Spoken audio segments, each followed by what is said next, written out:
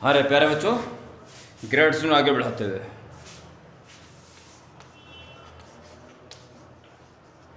Kepler's laws.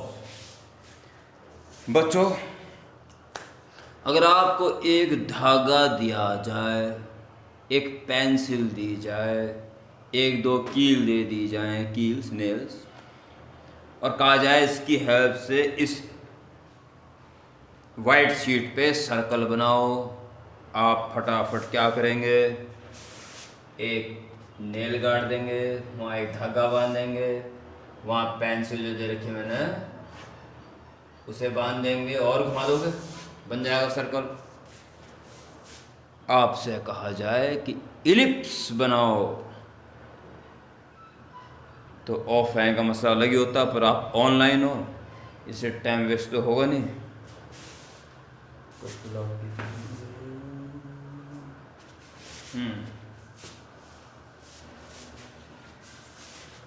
To nails मैं गाड़ूंगा screen पे sheet पे, और डोरी के दोनों एंड से बांधूंगा ढीली करके, बीच में लूज रहेगी, खींच के नहीं, पास पास कील करके, और ढीली रहेगी।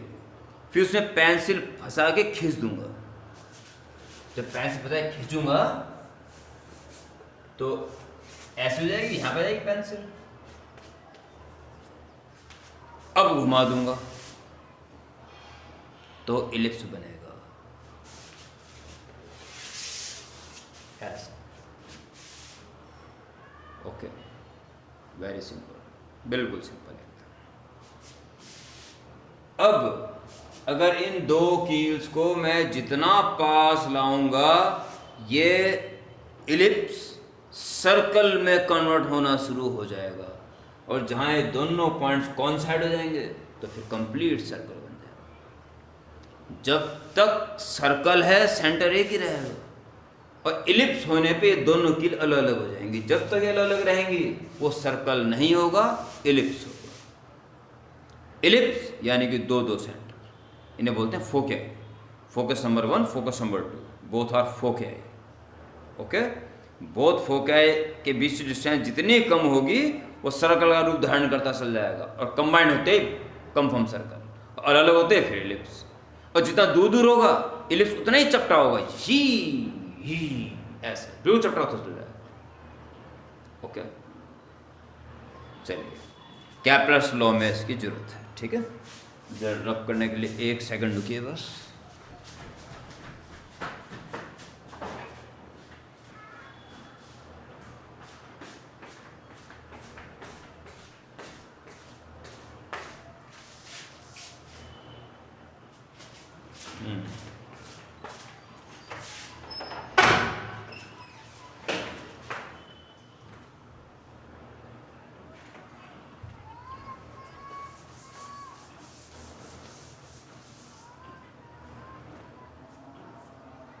फर्स्ट लॉ, हेडिंग लिखना इस तरह,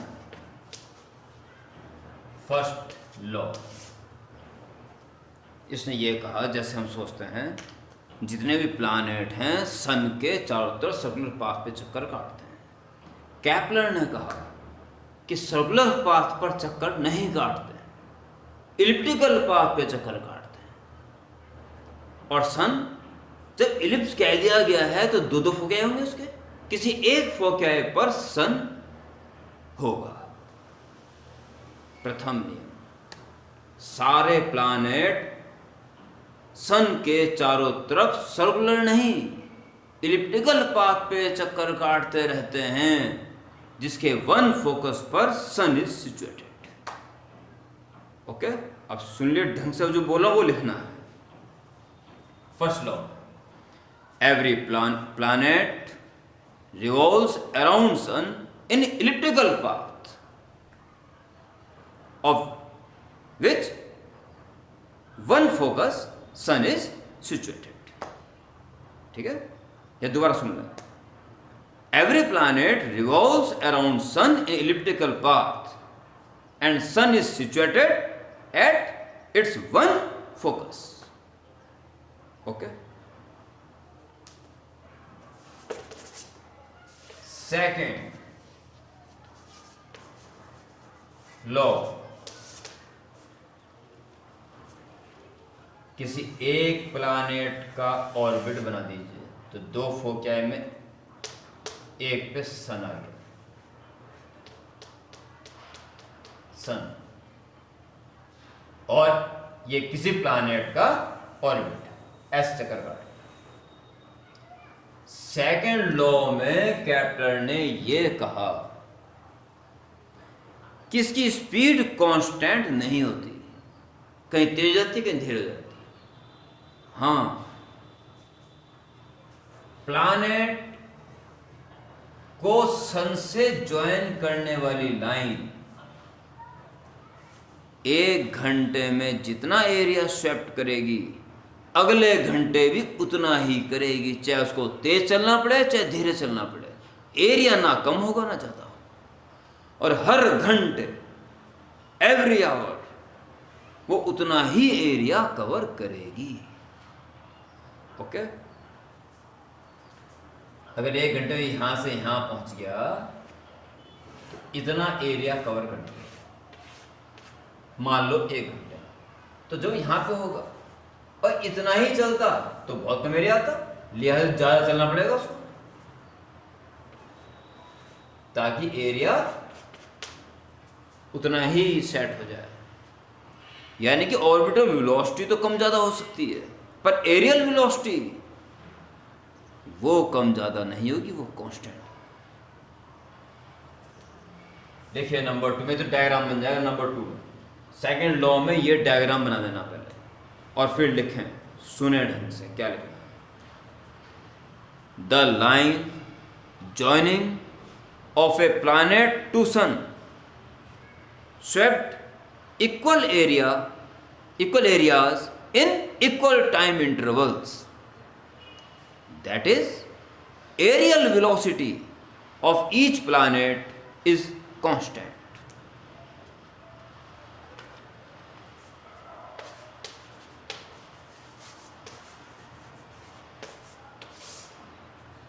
Third law,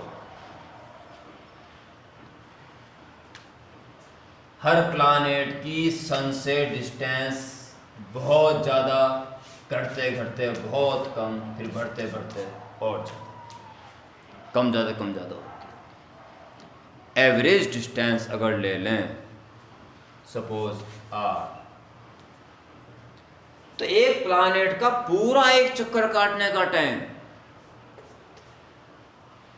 का स्क्वायर उसकी एवरेज डिस्टेंस के क्यूब के डायरेक्टली प्रोपोर्शनल टू होती है। Okay, listen the third law, the square of time of revolutions of a planet is directly proportional to cube of its average distance from earth, sorry from sun. Okay, उसके बाद ये लिखते, बस ये 3 law आपको लिखने हैं। Okay, next heading,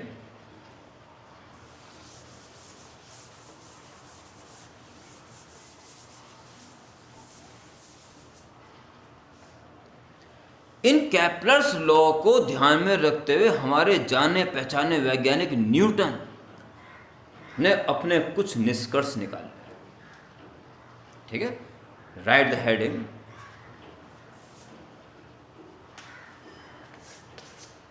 conclusions of Newton from Kepler's laws, लिख दें।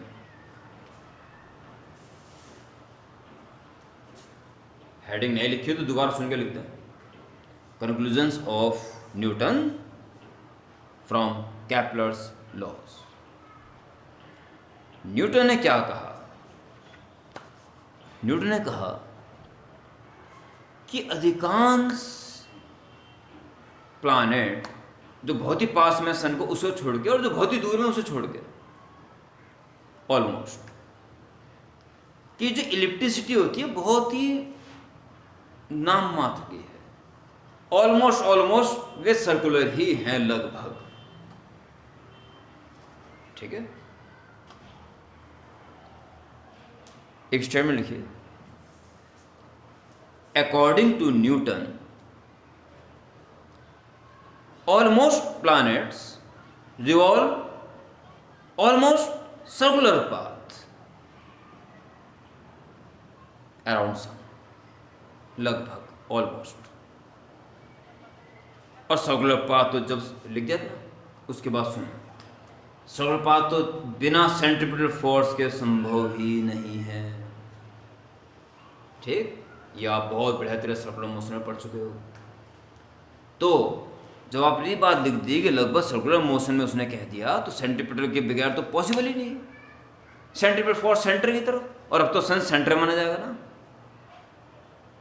सो सेंट्रीपिटल फोर्स, उस स्टेटमेंट में लिखने के बाद, centripetal force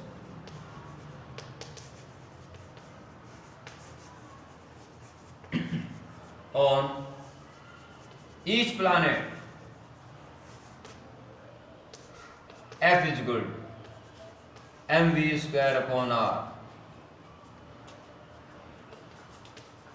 m upon r और v का square, speed is equal to distance upon time. क्यों? जब आप डिस्टेंस अपॉन टाइम लेते हो तो कांस्टेंट स्पीड के लिए लेते हो, ठीक है। और कैपलर ने कहा कि कांस्टेंट स्पीड नहीं है, परंतु इलिप्टिकल पाथ के लिए अगर आप लगभग उसको सर्कुलर मान लेते हो तो ऑर्बिटल वेलोसिटी सेम कब होगी? जब लीनियर स्पीड भी सेम होगी, ठीक है। यहां इस बात को समझाएंगे। Since according to Kepler's law areal velocity is constant and hence during circular motion its linear velocity also should be same. बस। now m into 4 pi square r square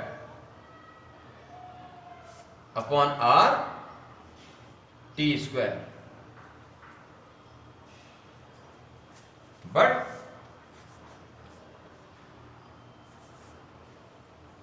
by Kepler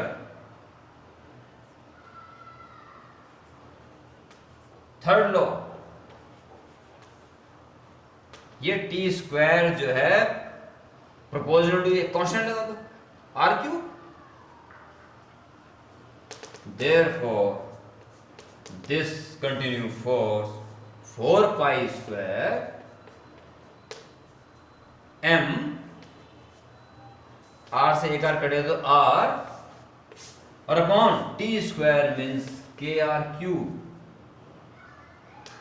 so F is equal to 4 pi square, एक R कट जाएगा, K आ गया और बचा m upon R square, यानी कि F पर ये तो कांस्टेंट आ गया m अपॉन आर स्क्वायर।